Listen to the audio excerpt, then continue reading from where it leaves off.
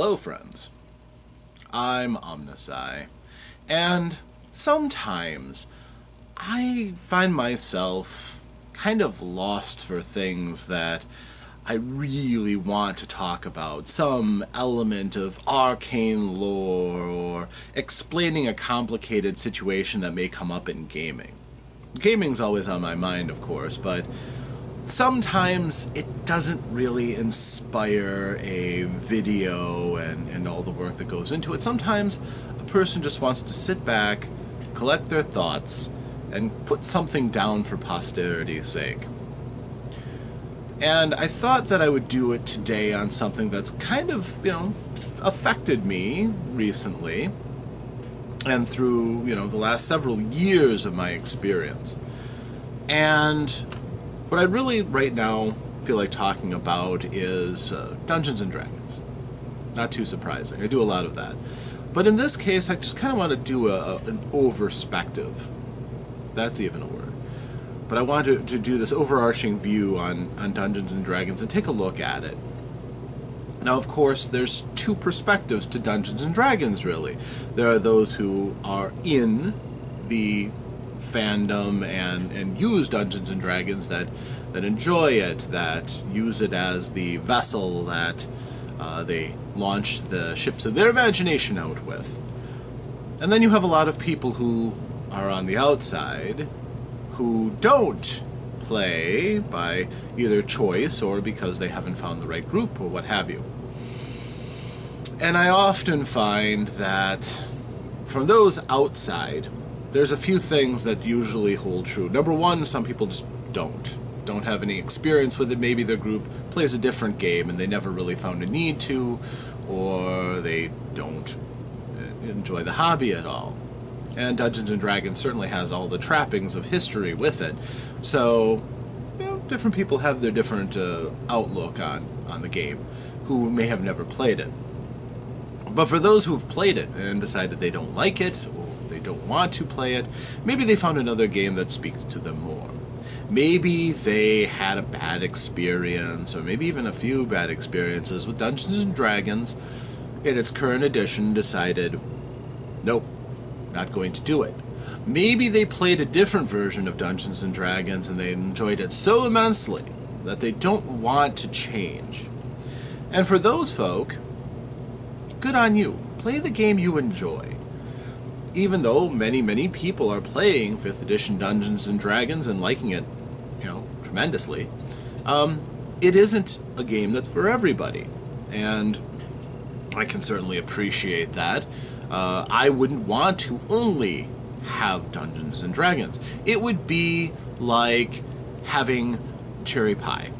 I love cherry pie. It's delicious. Would I only want to ever eat cherry pie? No. I like having flavor. I like having variety.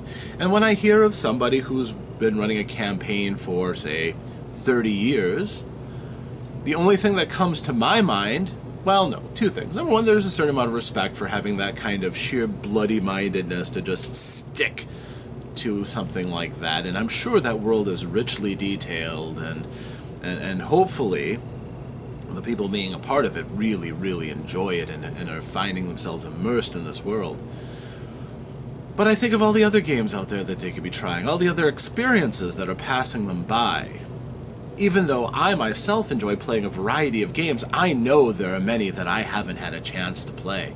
Some that really excite me for the possibilities, and some that I know even if I'm not immediately entranced by the idea, I'm sure there's somebody out there who could run a game that would suck me in.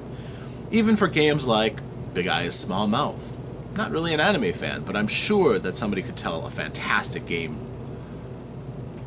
Wonderful stories, great challenges with that game system. And any number of other games that are out there. That's just an example, but there's so many games that I keep seeing, even though I'm not a big Doctor Who fan, for instance. Somebody could probably take that as, all right, I'm going to introduce you to this universe through the medium of a role-playing game, and that could be a fantastic experience. Those are things that are out there, and I would generally enjoy doing things like that. I love being exposed to new games and learning new rules and and bringing other people some exposure to some of these games too, which is why I bother to cover games that aren't just 5th edition like so many channels do. There's a lot of other games out there, and I think that they deserve their representation as well. I think people deserve to know that there are choices. So I'm not in the camp that Dungeons & Dragons is the only game worth talking about, and I can appreciate for those people who stand outside of the sphere of influence of Dungeons & Dragons. I appreciate your perspective. It is sad when it's single-minded and people will take their every opportunity to vent their spleen about 5th edition. I think that's somewhat myopic and generally shows off a person's damage more so than actually gives useful criticism. But internet, what do you do? So, but then those who play 5th edition Dungeons & Dragons experience the game however they do, either with a game master who creates their own material in their own unique world. One of the most compelling draws to Dungeons & Dragons I find is when you are actually getting a peek into the universe that your game master created. Something that might be unique that only you and your friends will ever experience, or their take, certainly, on another world or another universe. Some people play the adventure paths, either Adventurers League, where it's very episodic. Some people play through the printed adventure paths in 5th edition, like Princes of the Apocalypse. And those can be very rich supplies, plenty of adventure, a compelling story, and a decently metered challenge to go along as you do this. And I can see both of those as being pretty useful. Plus, you know, Wizards of the Coast likes to slip out new things into those adventure paths, so you're keeping abreast of all of the recent changes and additions to the game itself. Much as we were compelled to do back in the day. If you, for instance, were playing Wizard in Advanced Dungeons & Dragons, you probably wanted the Tome of Magic, because there's really cool stuff in there. You might have been interested in getting Unearthed Arcana for cantrips and other useful spells that were within that. So now you can keep going with the online story of Dungeons & Dragons as all of these different tales kind of dovetail together to form a cohesive story. If one group really wanted to, they could dampen the experience gain down to a trickle and go from Hoard of the Dragon Queen right up to the latest release if they wanted to, and go through these different stories. It's only fairly recently, with the launch of Eberron, that it isn't just about telling a story. It's about a gazetteer about an entire world, and that's something that, well, Dungeons & Dragons certainly has encompassed in its past too. But as far as what they do and do right, I'm going to mostly be speaking about things that are interesting to those who are into 5th edition Dungeons & Dragons. If you don't care about it, this may not be all that interesting to you. But if you're curious, if you are outside and you are curious, I'm going to try to give it the most objective view I can. Something that you very seldom can really get in anybody's take on gaming is objectivity. Everyone has a viewpoint, and that viewpoint is frequently front and center in anything that's said. People who dislike D&D poisonously don't like D&D sometimes. People who love it may gush and blind themselves to its various flaws. So I think it's important to keep as objective a mind as possible. We'll certainly try. So as far as 5th edition Dungeons & Dragons, first of all, the thing that struck me when 5th edition was even broached was the way that they did it. No other version of Dungeons & Dragons came out in the same way as 5th edition Dungeons & Dragons. The closest, honestly, was Advanced Dungeons & Dragons and 2nd edition Dungeons & Dragons, where you could see the evolution of the game bubbling up in some of their printed materials, mostly the Dragon magazine. You could see new ideas for rules, new directions that the design team were thinking up, and lots and lots and lots of input from the experiences people have had playing the game. So there was something of an organic element there, but still, most of the design decisions came from the game designers and the writers.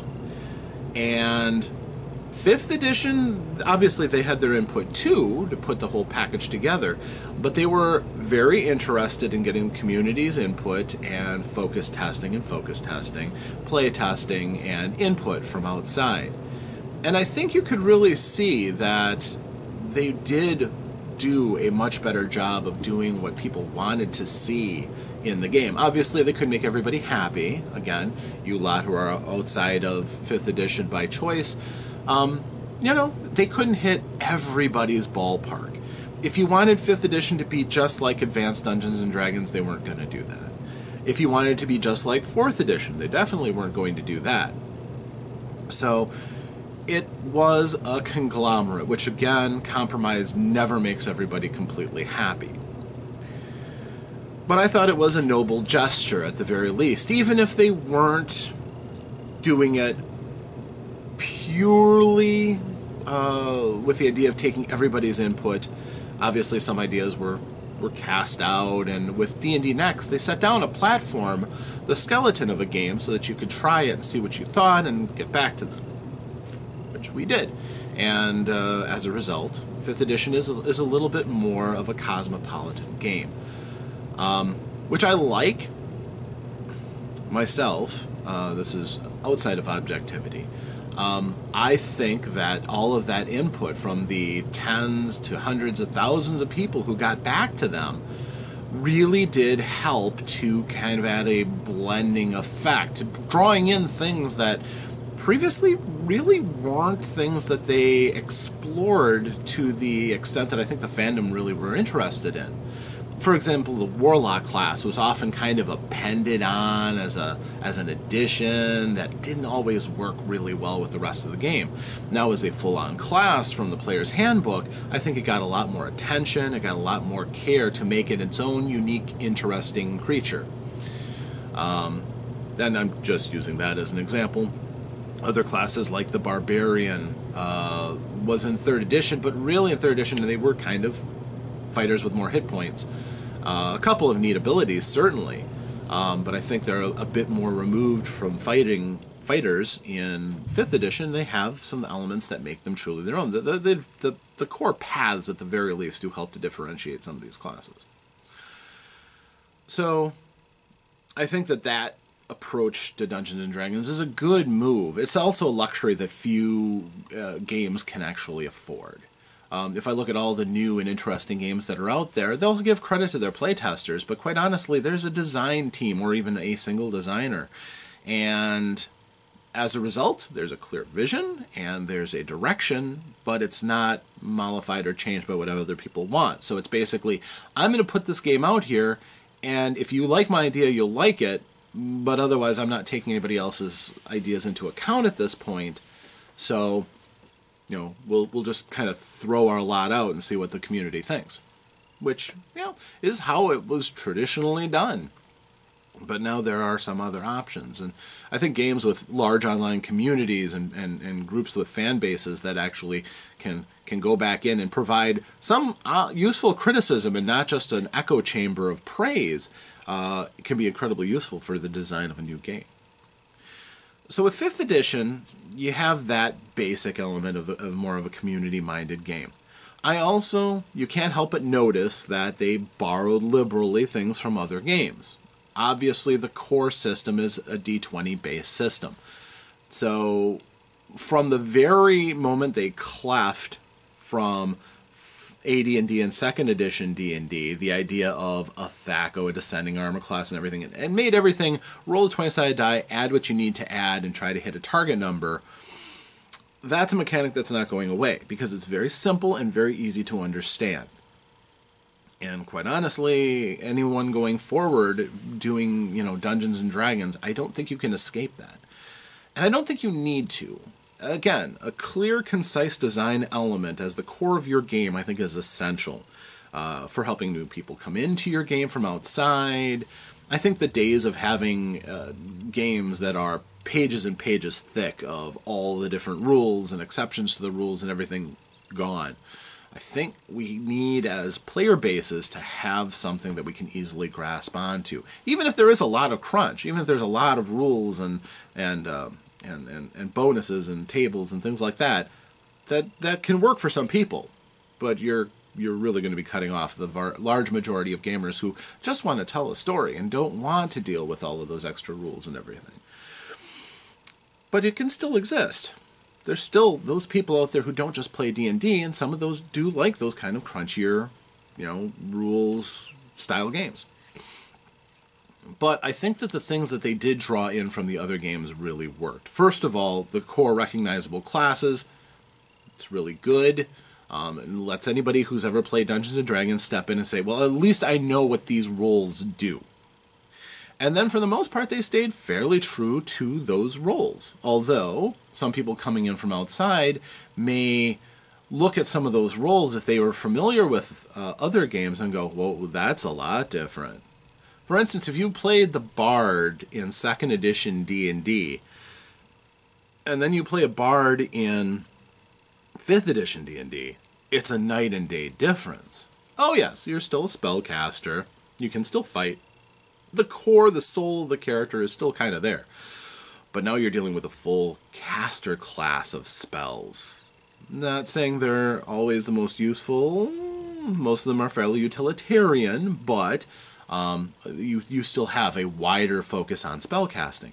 The different paths that you have to choose from basically flavor your outlook on things. And that's something that the old Bard really didn't get the advantage of. No, you could, 2nd edition, get a kit book, and then there was all kinds of different things similar to the various paths or colleges or oaths or what have you. But many of them, the play balance and everything was weird, or they were very, very, very focused on one thing. I think the paths do a fairly good job of differentiating those so that your fighter isn't the same as Joe other fighter, and so on. And I think by having those recognizable elements, it's a plus. And quite honestly, one of the things that worked the most against 4th edition Dungeons & Dragons was they had these classes, sure, but they weren't recognizable as how they were in any other game system. So if you were playing a fighter, it wasn't just about picking out your armor and your weapon. Honestly, your weapon was mostly pointless because all of your stuff just had a set damage code, and that was it. Your armor also didn't give a huge swing until you found, good magical armor or other things. So the focus was on figuring out which abilities worked the best with what you were trying to do in that. And that disconnect was kind of hard for some people, especially getting the importance of some of the new abilities and concepts they brought in, like marking. Ugh. Such a useful ability. And when I played it, not very many people really got how exactly important that kind of thing was. 5th edition doesn't worry about that as much. They back off on some of those extra crunchy rules from 3rd edition, and certainly by simplifying the bonuses and cutting down on the math, they make it more approachable. And I think that's good. I don't think, and I've told people this before, if you have a number system and you're having to do math any higher than, I'd say 40 is my hard cutoff.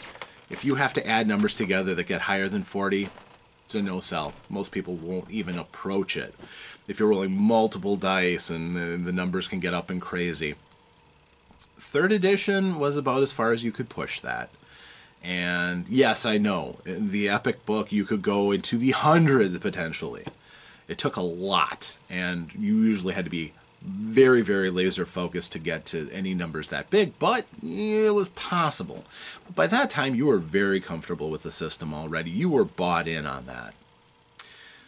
I think that it was a great idea for 5th edition to step back away from that. And I'll be completely honest with you, I've always had a pretty close relationship with tying in inspired elements to a framework that the game system gives out to make things seem more magical and organic. So, for instance, if you get a +1 sword in my world, rarely is it just going to say, this is a +1 sword. It's going to be, well, this is a sword made of alchemical steel from a time, several kingdoms ago, and there are several like this because they were mass-produced by the Mad Alchemist or some such. And may have its own little quirks to it because of its nature. That, I think, is something that, rather than saying, oh, you can have a +1, +2, +3, +4, +5, and you can then add and attach things like you can in 3rd edition, and some people love that. It's cool. But instead of that, saying, you know what, Magic doesn't need to go up to that huge range. If you find a +3 sword, that's legendary. It is Excalibur. It is awesome. And, you can find some that are even cooler, like Excalibur would be. But yes, I find that to be useful. You don't need to make the numbers go all the way up to 11. As long as you keep things, fairly grounded, that means that everybody still has a chance to get in on whatever you're doing.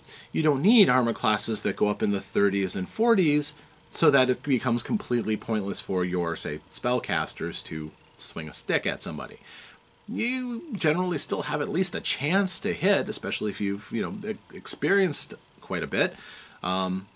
Even if it won't make a huge impact, you can still do things. And I think that feeling of never being completely out of things and that nothing is a foregone conclusion is a useful strength for 5th edition. I remember quite well playing in a 3.5 edition game. I had a warlock that I made, and it wasn't a warlock. I mean, some sort of spellcaster. But anyhow, we went into a room where there were a number of shocker lizards. And the DM had me make a saving throw. I couldn't hit it. It was impossible for me outside of a natural 20 to make the saving throw. And even had I made it, I would have been unconscious. But since I didn't make it, I was very, very dead. That sense of frustration, where there's no chance, is something that doesn't happen in 5th edition Dungeons & Dragons. Hardly at all. And those usually have to be really, really serious circumstances. The fight against the big bad evil guy of a campaign, for instance, might lead to something like that if you haven't prepared enough for it. If you're tackling something like Orcus or Tiamat, maybe you might get into a situation where it feels like it's hopeless. But almost no other circumstances are like that, I find. And I like that as a touch. It helps to spur heroism. You don't paralyze yourself with worrying about things as much. And to some people, that's very liberating. You have a feeling that there's always a chance that your character could come out on top in most circumstances. Now, I can hear you out there. You're saying that life isn't fair. Why are all encounters fair? And I'm here to say, too, 5th edition, you can have unwinnable scenarios. You can have creatures that can't be hit by what the players have. And you certainly can introduce storyline elements where just a quick blow of a sword isn't going to solve your problem. Between traps and other challenges, the Game Master has access to a plethora of tools and things to always keep a sense of suspense, and sometimes to spur the players to not just stand and die like dogs. That, I think, is something that is often ignored, is that the Game Master has that much latitude. And I'm using the word Game Master here rather than Dungeon Master, because in this term I'm referring to the rules. I'm talking about a person who is just taking the rules and applying them. There are enough optional elements and suggestions that I've read throughout the various books, going all the way up to Tasha's Cauldron of Everything, where they give ideas on how sometimes you don't let the dice determine what's going on. If you never call for a dice roll, then they don't get that. Sometimes you just, the storyline elements come forth, and there isn't always a 1 in 20 chance of something good coming out of it. Sometimes you just have to drive things and let the circumstances play out as they would. And I think sometimes people kind of forget that a little bit, that even though it is a game, and even though it seems like you can do miraculous things and be superheroes, sometimes you can't just make anything happen just because your characters want it to. And that is something that some games will let you do. Those of you who are out here, you can go ahead and play games where if you come up with it, it's possible. Maybe it doesn't always happen, but it's at least something that you can roll for, or the group can decide, yes, this can happen. And that's fine. That's also not Dungeons and Dragons. Dungeons and Dragons does have rules and limits on what can happen. It has numbers and statistics for just about everything. So I do like that there's lots of elements that are familiar in Dungeons and Dragons. You know, keeping damage to a d6 per 10-foot fallen. That's solid. We all understand it. It's fine. Maybe it's not very realistic to how actually falling works, but Dungeons and Dragons isn't a game about realism, so, you know, no big deal there. There are things that people are going to naturally grade against. The accumulation of hit points is an abstraction that some people have a real hard time with. The idea that, how can I be stabbed numerous times and still walk away from it just because I've lived through some experiences? Does that teach me how I can be stabbed in the heart numerous times? Well, no. It's an abstraction. If you have that experience, that meant you didn't get stabbed in the heart until your very last hit points are spent. Otherwise, you evaded, you dodged, you didn't take mortal injury from things that would have killed you with less experience. It's not that terribly hard to comprehend, but some people really have a sticking point with that. And some players really do sometimes feel if you get a certain threshold of hit points, you can be more arrogant and heedless. And I'll say this, 5th edition does have that weakness that there are very few things that can instantly kill you.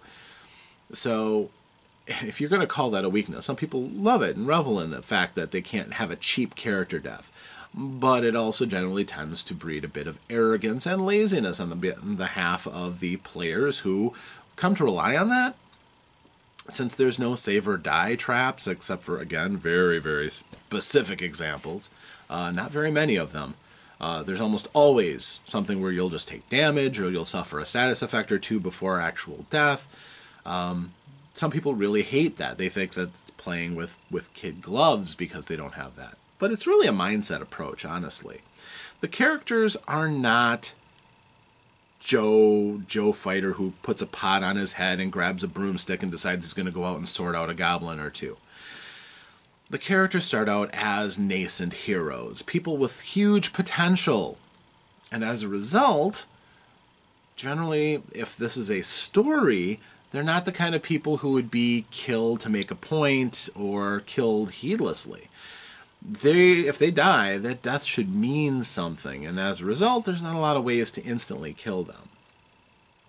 There are ways that they can be taken out of fights, but that's usually less than lethal. A good hold person spell can lock you out of an entire battle, although you never feel like you're completely out because you keep making saving throws to try to break free of the control. But it can realistically get you out of an entire encounter's worth of actions and things, which can feel very much like death, but you come back from it. For some it's a strength, some it's going to be a weakness. And I'm on the side of strength because I do see the value in making more detailed characters. It's more of an investment, and killing them all off pointlessly or because of the result of a single bad die cast does seem a bit harsh.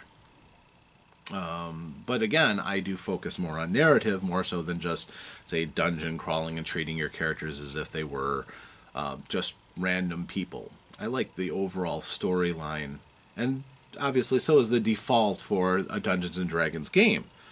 These adventure paths aren't meant to be a pool of dozens of characters that can be drawn in. It's about an adventuring party and their quest to save the world. Occasionally people may fall, somebody may step back into that place, but it's not about a mix and match, unless, of course, you customize it. If you were going to run, for example, Hoard of the Dragon Queen / Rise of Tiamat, the Tyranny of Dragons storyline that I just got finished completing, if you're going to involve something like 3 or 4 characters for every player in the group, or if you had a group of like 8 or 9 players all doing this at once, as a game master, you'd probably want to pad that out somewhat, unless you're really driving to an end, but I mean, you would probably consider, at the very least, throwing out some extra side quests and giving other characters a chance to do things, rather than it always just being about the main characters. I myself experienced the feeling of, you've got to keep driving, it's the end of the world, you got to keep going, without taking the time to stop and really smell the roses, enjoy the feeling of being an adventurer who's growing up and seeing the world expand in front of their eyes. That's a special moment in a role-playing game, especially something themed like Dungeons and Dragons. And if you don't get to do that, it's kind of unfortunate. You're going kind of backwards, back to a time of advanced Dungeons and Dragons where your character is just a number of skills and abilities that you're throwing against the challenges in front of you. And that can be a shame, a little bit, because there's so much more to do in modern role-playing games. Now, this is, again, not saying that that experience of dungeon crawling and that isn't rewarding in its own right. It certainly is. For those people who really enjoy that kind of experience, it may be the best way that they play. I'm talking to all of you out there. I know you non-5th edition people. Some of you are really passionate about loving dungeon crawls. Dungeon crawl classics and other games like that are focusing on that experience serves those needs rather well. 5th edition can serve those needs, but quite honestly, it really calls out for the players to have a tighter grip and focus on the game and the storyline more. The whole idea of the bonds and flaws and character backgrounds and goals are elements that really do cry out for the players to be more involved in the story and find ways to plug their personal pursuits into the story, giving the characters a reason to want to do the various things, outside of just, we need to save the world because the world ends, all our stuff is on it. Instead of that, it does, in most of the adventure paths at the very least, strive to find things the characters can find bonds to that keep compelling them rather than just, we're doing it because it's the story that's in front of us or it's to save the world. They want to do it for their own reasons. Selfish, maybe. Overly glory hungry, possibly. Greedy, maybe. Or noble, possibly. Self-sacrificing, yeah, possible. So those elements are definitely hard baked into 5th edition, of course. As all rules, they are optional. So if you want to play without that stuff, then you can go in and dungeon crawl to your heart's content. It would certainly take away some of the things involved with making your characters. If you devolved everything into just breaking down all of the races, because you're familiar with the races, and just putting, these are your options with just hardcore numbers, and then only worrying about the class stuff, saying, okay, all the background elements are just going to be broken down to give you the extra skills and gear that you'll start out with, and cutting out all of the background stuff, all the character personality traits and everything. Is like, we're just going to do 5th edition dungeon crawling. That would work, and character creation would take about 20 minutes maybe. If all you had to do was figure out, for example, if you used an array system for your attributes, and the only thing you ended up rolling for were hit points, you could do that.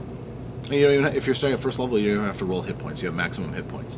So all you have to do is make your choices that you have for your classes, pick a race and add your abilities, pick a background, take your feats and your starting skills, and that's it. You don't even have to worry about going and buying weapons and armor and such. Oh, that'd be incredibly easy. That would take very little time.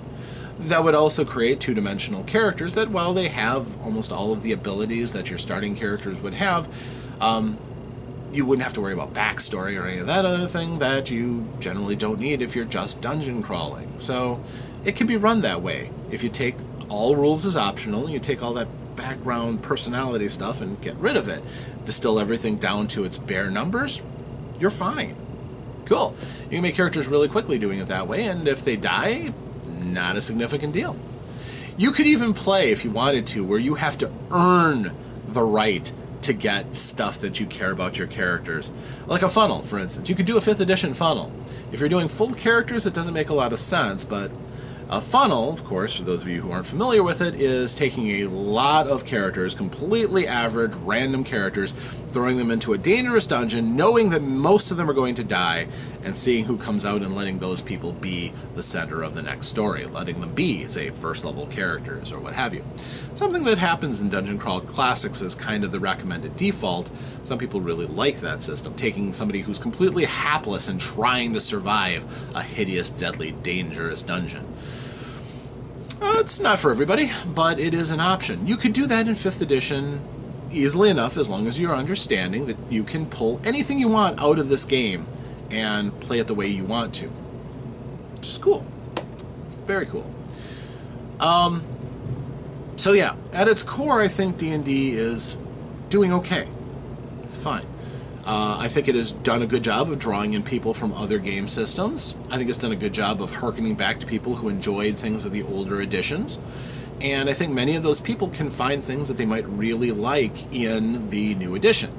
Now, that being said, stacking it up against the other editions.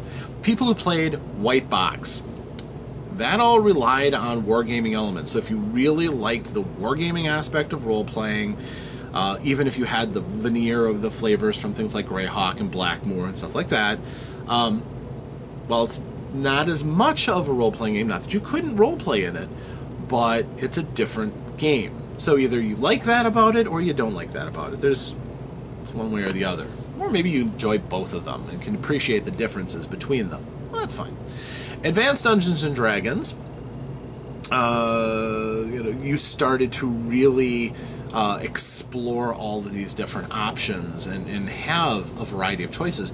Compared to Advanced Dungeons & Dragons, 5th edition has more classes than the core set did. Realistic classes. I mean, illusionist and magic user may have been different classes, sort of, but realistically, they played a lot the same in some ways, so they really were just flavors of each other. That's kind of integrated fairly well in 5th edition. As far as having classes that you could never play because you could never roll a character good enough to qualify for it, I'm looking at you, Paladin. Well, everybody can be a Paladin now, but there's still things that make that class special. Or the Barbarian, or, what have you. So, in that regard, you have access to more classes, and since each class has those different paths, you can fine-tune it so it's similar to the class that you enjoyed in Advanced Dungeons & Dragons. If you really loved Assassins, for instance, the Rogue Assassin, pretty good. Pretty good.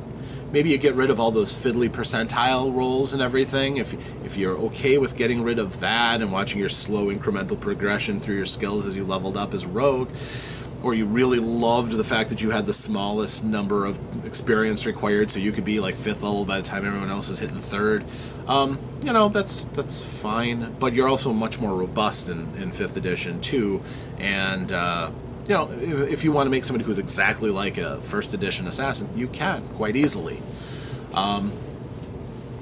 So I think that's pretty. I think the balancing too. If you really like the idea that everybody can kind of still be useful at all times, that can be nice. If you enjoyed the mental chess match of Advanced Dungeons & Dragons, though, if you like the fact that it really wasn't about what your character knew and could perceive, but what you as a player added into the character's experience, and kind of more of the old school approach of not just rolling and seeing what your character knows or sees, but instead taking what the Dungeon Master gives you and helping your character to survive based on what you know and intuit, well, you can play that way, certainly. If you cut down on the use of automatic skill checks, for instance, and really only use those for things about, your background lore and that, you can play old school style in 5th edition.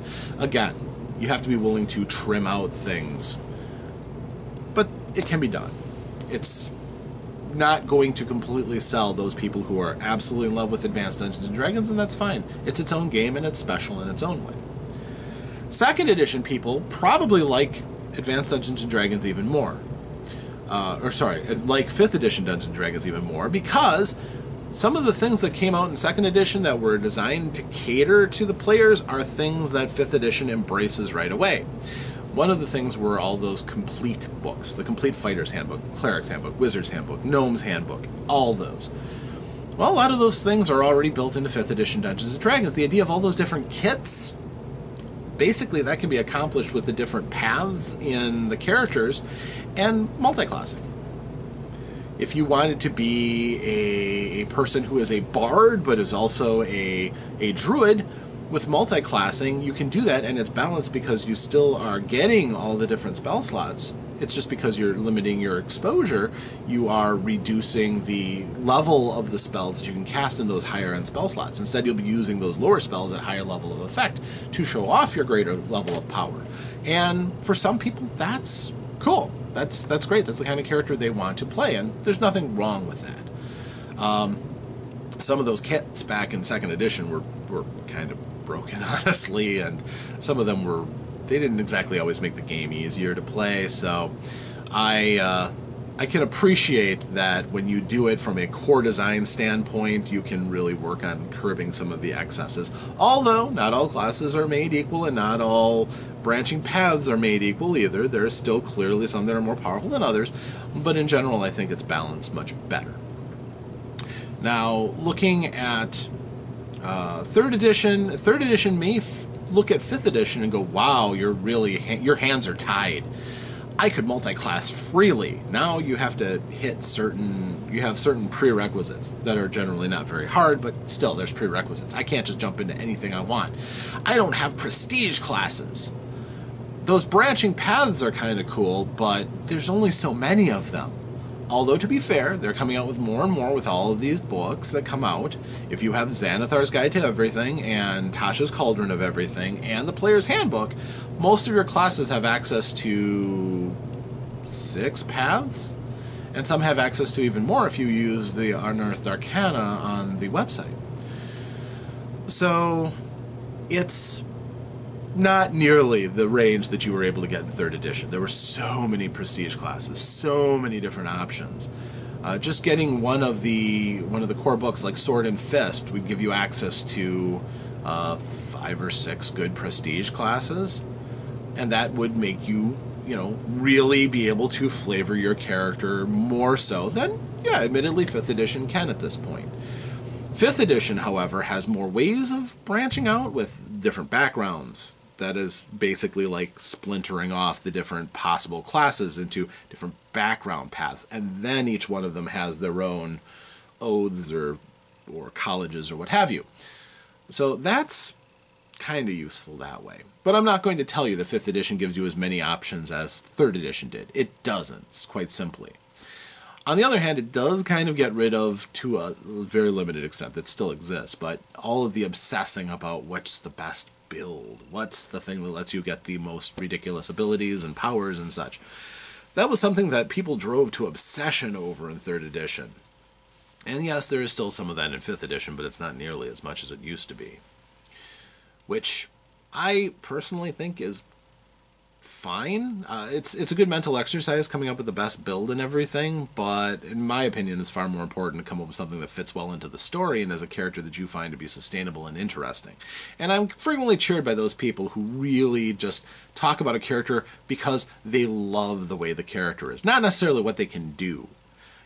I've heard people talk about their half-orc bard, for instance, and it seems like it's contrary, and certainly you'd have penalties in 3rd edition for playing a half-orc that would work against you being a bard.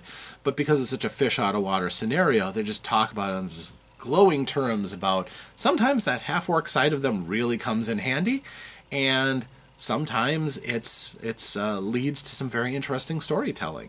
Not necessarily because I am a half-orc bard, I was able to absolutely crush that killer solo and did savage attack to had an extra weapon die or anything like that.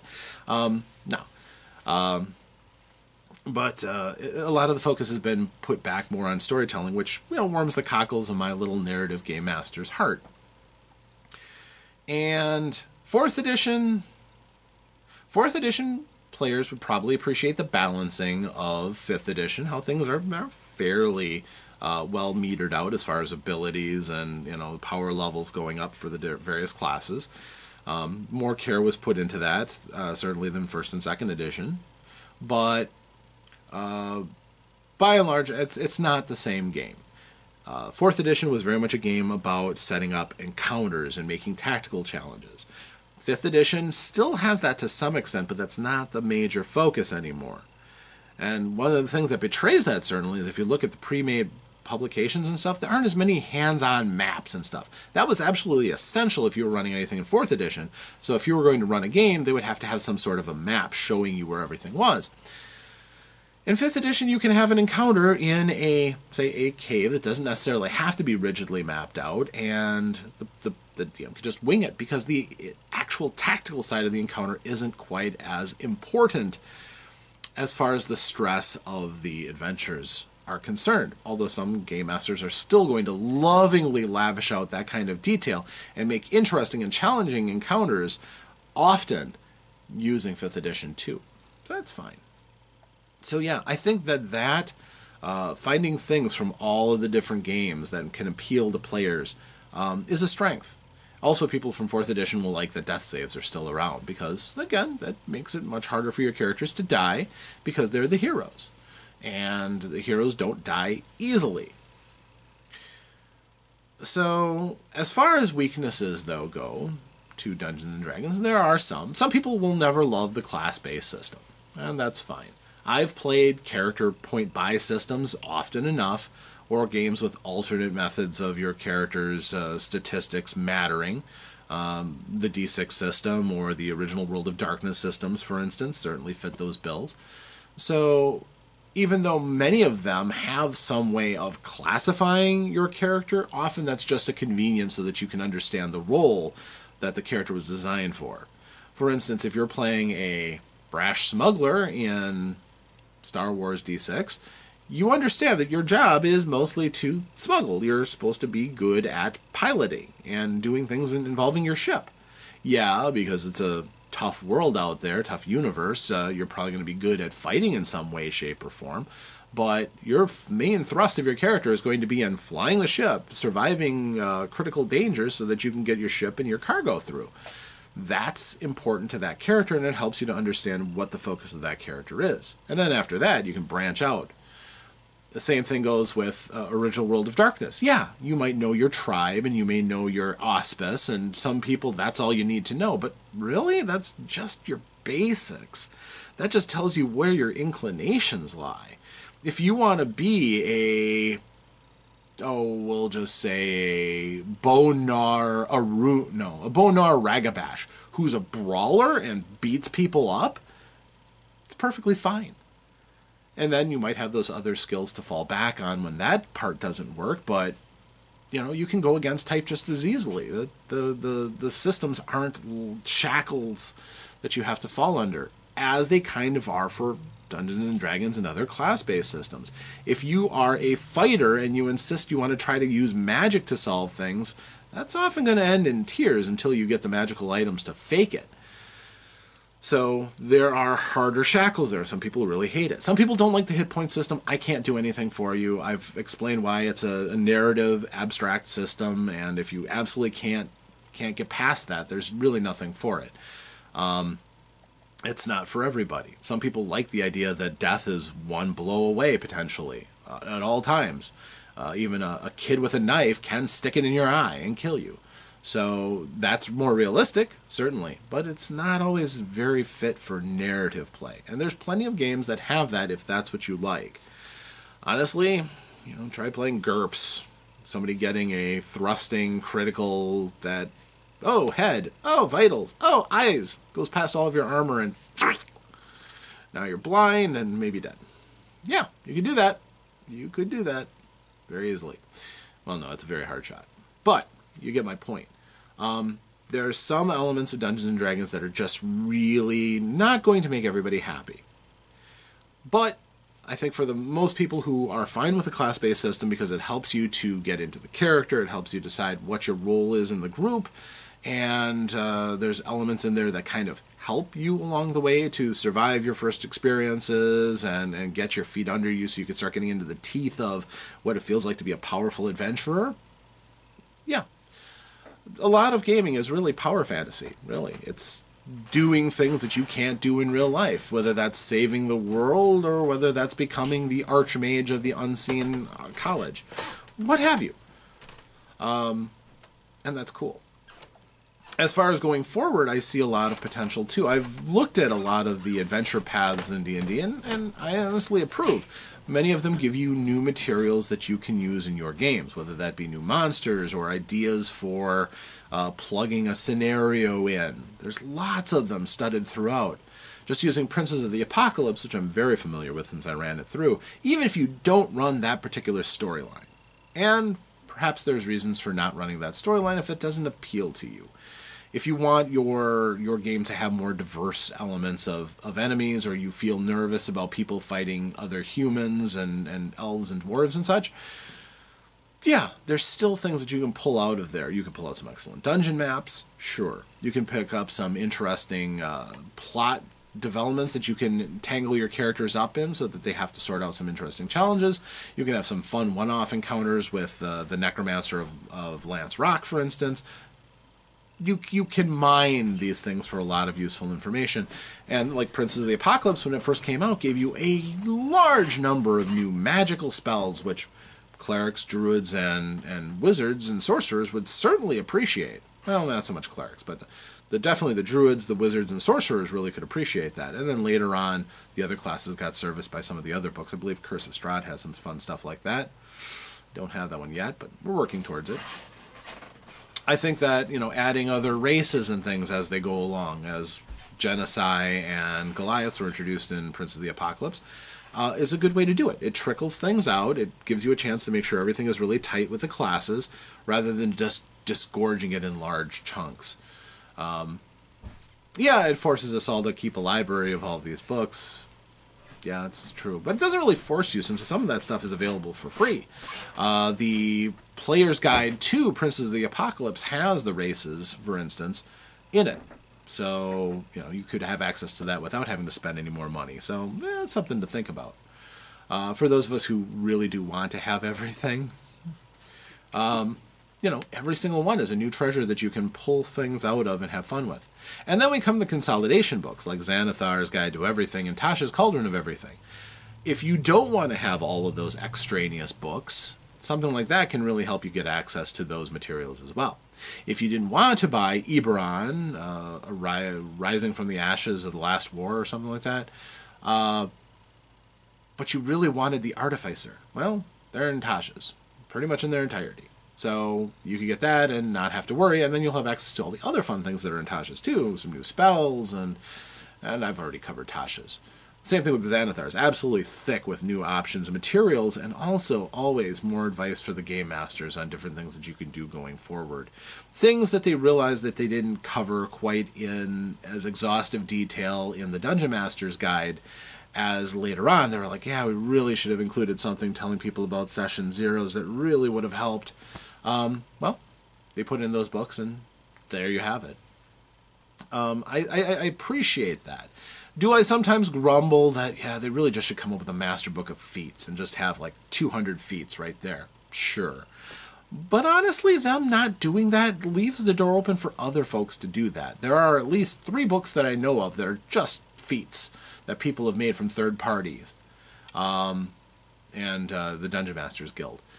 And that's fine. There's room for everybody, and if you playtest that stuff and your game master vets it, that's important to do.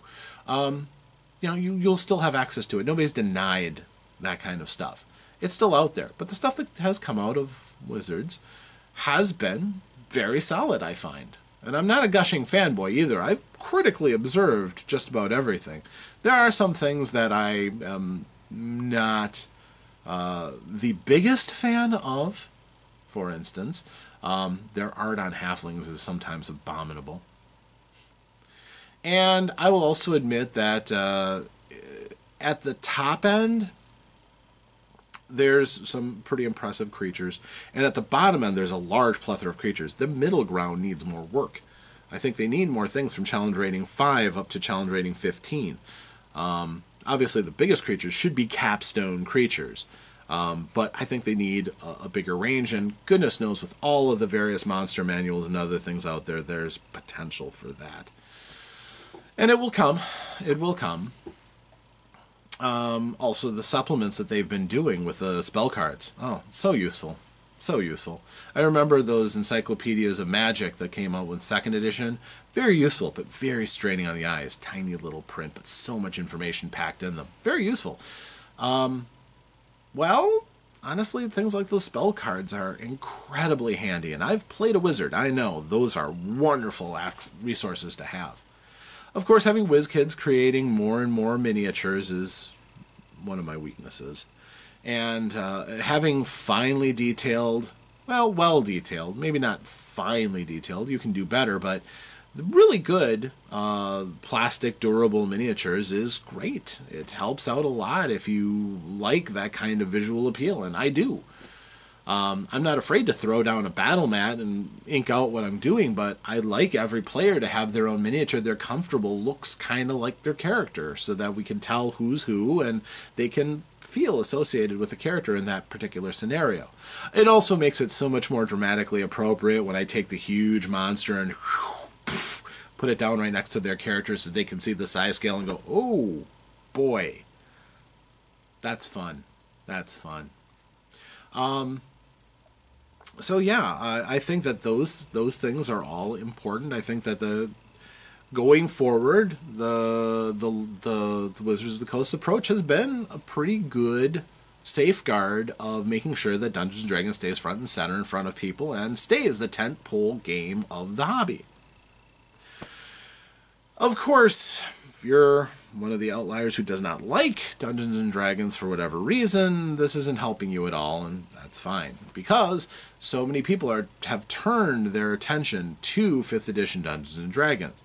From companies like Troll Lord Games and Green Ronin. They're producing stuff almost exclusively for 5th edition because it's what everybody's playing. You've got the largest amount of audience there.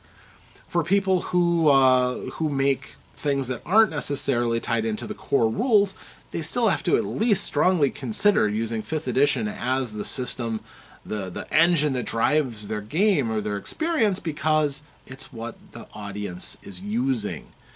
So something like GUI Cube, which could very well be, as far as the writing and art and assets, could use any system. They're going to use 5th edition because that's where the players are. Just makes sense. And if you think that role-playing is just a 5th edition world, well, number one, I feel sorry for you because you're probably only getting your access to books from something like a Walden Books or a B. Dalton or somebody else, and they just have their small little section of role-playing games, and it's that. Or maybe you're in maybe your resources are something like a half-price books, and that's all anybody's playing, so that's all that's in circulation. Again, it's a shame because there are hundreds and hundreds of games out there coming out and have just recently come out that if you don't poke your head up and look around every now and again, you're going to miss a lot. But if all you do is play 5th edition Dungeons & Dragons, at least you can have a variety of different experiences, some very well-told stories, and again, all the tools are there so that if your Dungeon Master wants to create their own world and bring it to life in front of you, you have all the tools to make compelling and interesting characters, and they should feel free to adapt the game as it is to the way that fits their world and their experience. I keep hearing about people who hack 5th edition D&D to tell their own styles of stories or even fit completely different genres. There's a 5th edition superheroes hack. There's a cyberpunk hack for 5th edition, and it's fine. Works. They probably work just fine. Because it's a fairly robust system that, as long as you understand the core principles of the game, yeah, give you a variety and give you lots of different things that you can do. So I've blathered on and on. Obviously, if you've been listening to this, you probably already know about 5th edition and you're on one side, or you're listening to me and just rolling your eyes if you don't like 5th edition Dungeons & Dragons, and that's fine too. But hopefully you kind of understand a little bit more why I appreciate it and see the good things as well as the limits of 5th edition Dungeons & Dragons, and try to treat it as for what it is. It is a very good role-playing game with a lot of interesting elements that people can turn to as a way of speaking a common language with a lot of other people and playing some really good games. feeling like they have a wide variety of choices and can improve and build up the characters the way they want. But it's not perfect and can be pruned and trimmed and built upon to make just the game that a particular group might want. And for those who just don't like the core mechanics or whatever else, always be mindful that there are other options. And we'll certainly be talking about those as we go as well. So, I'm pretty much said everything that I feel I need to say. Those of you who've listened to me know that I have an insider's experience of Dungeons & Dragons, both game master and player. And I still look outward for other games to play and to talk about too. So, hopefully you respect my objectivity to some extent, and feel free to enter into this conversation if you'd like. I always troll the comments looking for anybody who has anything to say, and getting rid of all of the dating sites that seem to be advertising on my pages lately, unfortunately. But if you want to discuss anything, or you think I should give this treatment to another game system, I think that'll happen. I can almost assure it. But until that time, I've been OmnusI. Thank you very much. We're being casual today on this Thanksgiving Day, and I just want to thank you for joining me. Very grateful. And until next time, farewell.